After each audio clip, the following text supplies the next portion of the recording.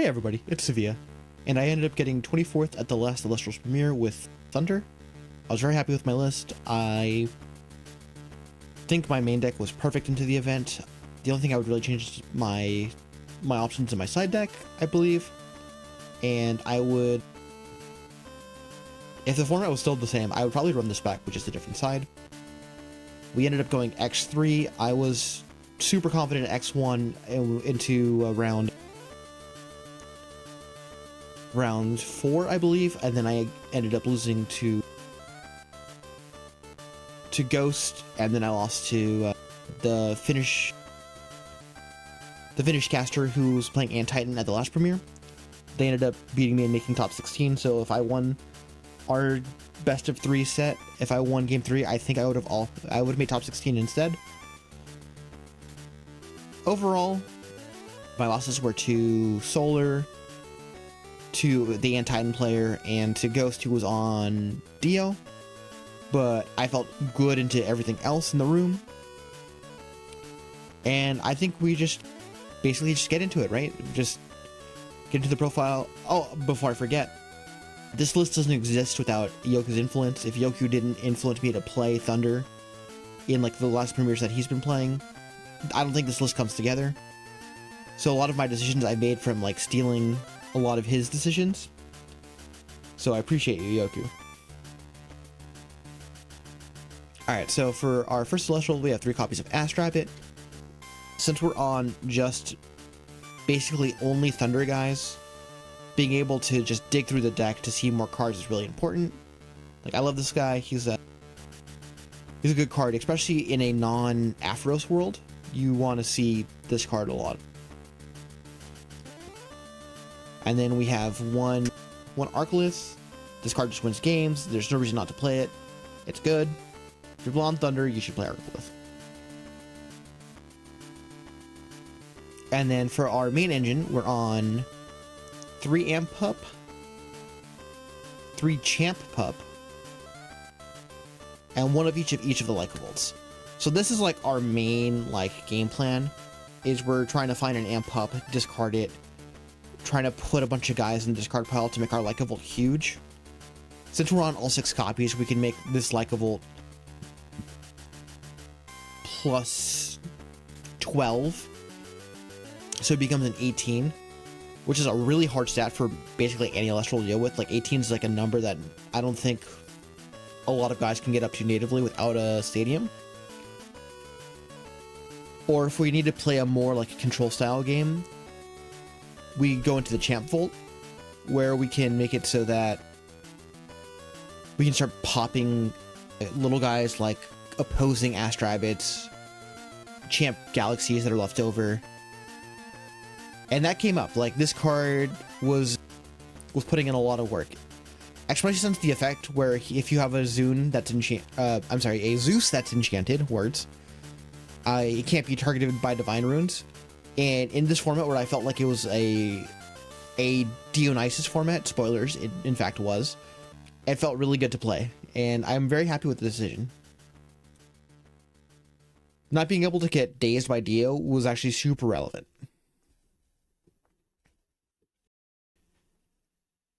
Then for our Champion of Zeus lines, we're on 3 Sparkit. Just finding Zeus's Call and Zeus are super integral to the deck. Super integral to the deck. I swear I can speak English. But this card's great. I would play 4 copies if I could. And then where my list differs from a lot of Thunder Nexus lists is I'm on main deck 3 Titanos Strike and 2 copies of Fulgoris. I really value getting rid of back row this format, and these pay dividends. Just being able to see any of these, to be able to like pop when they have like 2 sets, and I can go like, okay, pop a rune off the Titanos Strike, or pop a rune off the Fulgoris, or if I like see them in sequence, where I can go Titanos Strike, Thunderstorm the first back row. Next turn I can go drop Fulgoris with the Zeus, pop the second one, and now I'm just pushing for damage. It was very nice. Like, I'm very happy with this ratio. And then our last Celestial on the deck is 3 copies of Voltempest. I'm not on Refuse. I think Refuse isn't very good into a Dio metagame. but Voltempest is as a secondary threat.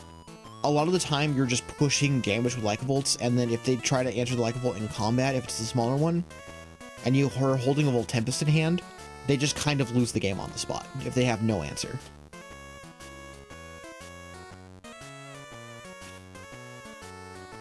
For our runes, we're on our 1 Divine rune, which is 3 copies of Zeus. You can't play this deck without Zeus, and you want to find it, so I'm maxing out on it.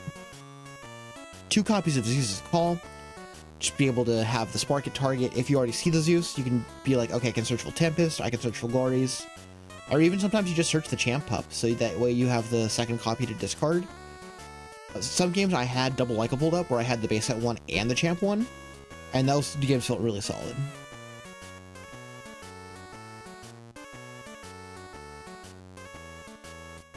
And then our last colored Thunder rune, we're on the main deck 1 Thunderstorm. You can tell I'm a Yu-Gi-Oh player by this ratio, where I'm on 3 main deck Titano Strike and the 1 Thunderstorm. But it felt good just having the main deck option to be like, search the Thunderstorm to be able to pop cards. I would not play in this event, like in this format again, without main deck Thunderstorm. I think it was really important. And then for our spicy card, we're on 2 copies of Chains of Prometheus. This I stole from Cthulhu's Brontical list. My theory behind it was, if I could have a base set Lyca Volt behind a Chains of Prometheus with a Voltempest in hand, that's an unbeatable position into the format. And the one time I saw it, it was fine. Like, I was already winning at that point, I think, and it just didn't really do anything. But the times I saw it where, like, it was actually relevant, they felt good. I just never saw it enough. Like, and that, I think running 2 is perfectly fine. Like, I don't think I would run more than 2 copies of this card. I just wish I drew it more in the games where I was going first. Because the game's going second, I always hide this card out for more board breakers. But I was happy playing it. Like, I would play it again if I've given the chance. Then for our Omnis, we're on 3 copies of Gorgon's Gaze. You know, this format, you gotta play 3 Gaze, you don't have a choice. 2 copies of Shields of Achilles, 2 copies of Poison Tipped Arrow, and 2 Ambro. I was very happy with my main deck. I wouldn't change anything about it. I think it was the perfect 40 into the event yesterday, and the only things that lost me games were decision trees that I made. Against my anti-nerd opponent, I probably should have mulled a 3rd time to be able to find guys. I kept a 5 back row hand, hoping I could like rip an Astrabbit, and realistically I should have just mulled again. Against Ghost, I felt like both my hands were fine, they were just too slow into his setup. And against my Solar opponent, I kept a decent hand, but it just didn't answer a turn 1 Celestleo, and he had, in fact, a turn 1 Celestleo, so I couldn't really... I couldn't really deal with the turn 1 Celestleo, game 1 and game 3, without a Gorgon's Gaze. Unfortunately, but it is what it is. I was very happy with the list overall. I would run back the same exact main deck, I'm pretty sure. Where I would make the changes are here on the side, and we'll get over them. Yeah, we will talk about them. Like I said, I swear I speak English, I promise. For on 3 copies of Pandora's Box, I was very happy with Panda Box. Like, Panda Box is probably the best side deck card in Elestrals at the moment. So many cards search. There's an argument that you could main deck 2 Panda Box over maining the 2 Chains of Prometheus and, like, see better results. But I was happy with the chains, and I like Panda Box on the side because you're not guaranteed to play against a deck that's going to search. And then our other Omnis are 1, Resting on Your Laurels. I brought this every time I was going second. Having a card that just being able to break boards is so super strong. Sometimes I'd even bring it in going first, where it's like, where Chains is like weak in the matchup, and I could be like, if I'm ahead with like 1 guy on the board and they push 2 guys, if I stop their card with a Gaze, I can just go Laurels and just like get back to parity on the board state.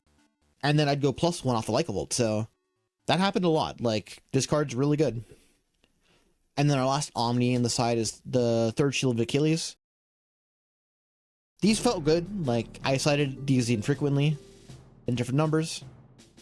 I would keep all of these in my side. And then for our Thunder side deck cards, we're on the third and second copy of Thunderstorm. You know, these felt great too. Like, I was happily boarding these in. Going second as board breakers, going second into back row is kind of rough sometimes. So having more board breakers is good. The card I never sided into that I wish I cut was these 2 copies of Boom Bat. I just never brought them in because a lot of the time when I was dealing with an Elestral on board, I never wanted to use my normal cast, and I always wanted to cast a Lycavolt that turn with Alpha and Amp up. So realistically, this should probably be the 3rd copies of Shield of Achilles, and maybe the 3rd Jolton, because spoilers, I am on Jolton and Stadiums in the rest of my side deck, or maybe a like copy of Poison Nectar. These just never felt good enough, unfortunately. For the rest of my side deck, I am on 2 copies of Mount Olympus, 2 copies of Jolton, and 2 copies of Race to the Top. These felt good. In decks where I was playing a Stadium more, being able to decide into like a small Jolton package where I go 2 Jolton, 1 Olympus, 1 Race to the Top, or bring in all 6, felt perfectly fine.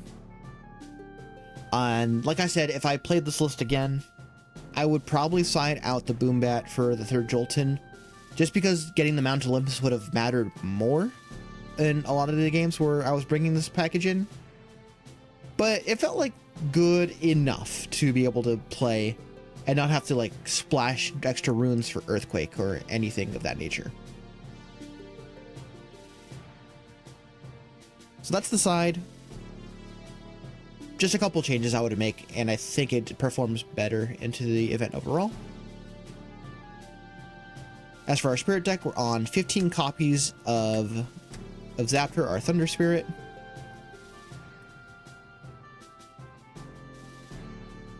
Three copies of the Wind Spirit Licorice. I just like being able to cast Volt Tempest 3 times, like if it ever comes up. So I was on 3. There's an argument you can play 2 and 1 more Thunder Spirit, but I felt this was fine. And then our 2 copies of Pyro, our Fire Spirit, to facilitate the Chains of Prometheus. Overall, I was happy with my list. I want to thank Yoku again. This list doesn't come together without him. I built it basically the day before the premiere, and then I registered with it. But I would run it back if the format wasn't going to change. There's going to be some bigger changes to the list soon anyways, since we're going to have, you know, a new Champion of Zeus to play with, the new Arclith, so we'll have 4 copies of Arclith on the board. And I don't know exactly what direction I want to take the list from there, or if I'll run back the same list. I'm considering playing like a Fire Thunder pile, like a lot of us are.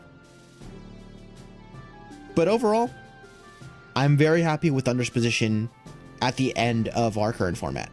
Thank you everybody for watching. I've been Sevilla, and I promise there'll be new videos soon. I've just been dealing with some restructuring in my life and some other things. So expect an update video and like an actual full video soon, I promise. Thank you.